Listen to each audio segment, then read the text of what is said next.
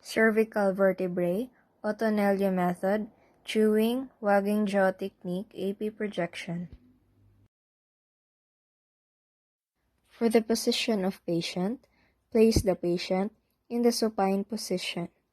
Center the mid-sagittal plane of the body to the midline of the grid.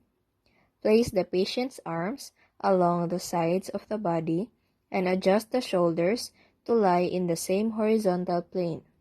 Place a support under the knees for the patient's comfort. For the position of part, adjust the patient's head so that the mid-sagittal plane is aligned with the lower body and is perpendicular to the table. Elevate the patient's chin enough to place the occlusal surface of the upper incisors and the mastoid tips in the same vertical plane. Immobilize the head and have the patient practice opening and closing the mouth until the mandible can be moved smoothly without striking the teeth together.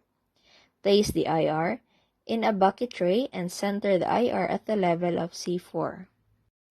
To blur the mandible, use an exposure technique with low MA and long exposure time. Always use shield gonads, and then the respiration is suspended.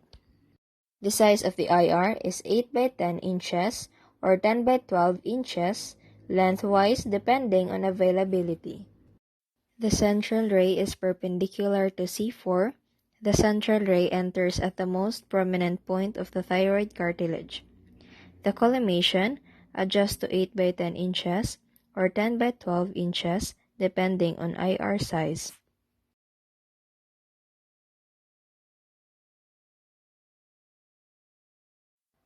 Cervical vertebrae, PAH shell oblique projection, Rao and Lau positions. For the position of patient, place the patient prone or upright with the back toward the X-ray tube. For the patient's comfort and accurate adjustment of the part, the standing or seated upright position is preferred.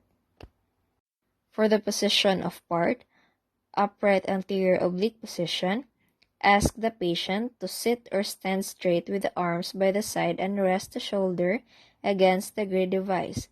Rotate the patient's entire body to a 45-degree angle. Center the cervical spine to the midline of the grid device. Use shield gonads. The respiration is suspended.